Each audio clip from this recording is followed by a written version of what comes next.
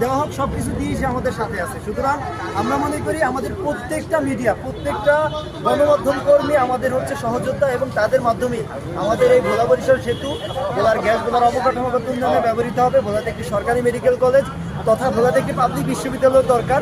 সব কিছু দাবিগুলো আমাদের এই যারা কন্টেন্ট ক্রিয়েটর রয়েছে, যারা সাংবাদিক রয়েছে, যারা ভোলাবাসীর দাবি নিয়ে কথা বলে, তাদের মাধ্যমেই এই বাংলাদেশের কাছে তথা এই বাংলাদেশের সরকারের কাছে উত্থাপিত হবে।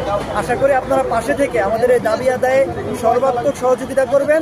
এবং আপনাদেরকে আরও একটি বিষয় বলি, যেটি ঘোষণা হয়ে গিয়েছে, আগামীকালকে ভোলা সহ বাংলাদেশের যেই প্রান্তি, যেই ভোলাবাসী যারা রয়েছেন, তারা সকাল 11টায় মানববন্ধন করবেন এবং ভোলা বরিশাল সেতুর দাবিকে যত জোরালোভাবে কন্ট্রোলেজ করা যায় সেই কাজটি আপনারা করবেন। আপনাদের সকলকে অসংখ্য ধন্যবাদ। ভোলাবাসীর পাশে থাকুন। ভোলাবাসীর দাবি আদায়ে আপনাদের একাগ্রতা আশা করছি। ধন্যবাদ। অসংখ্য ধন্যবাদ। আমাদের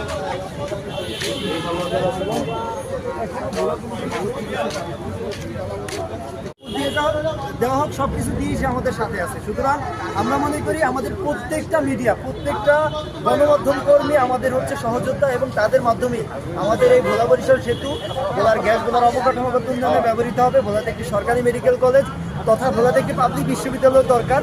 সব কিছু দাবিগুলো আমাদের এই যারা কন্টেন্ট ক্রিয়েটর রয়েছে, যারা সাংবাদিক রয়েছে, যারা ভোলাবাসীর দাবি নিয়ে কথা বলে, তাদের মাধ্যমেই এই বাংলাদেশের কাছে তথা এই বাংলাদেশের সরকারের কাছে উত্থাপিত হবে।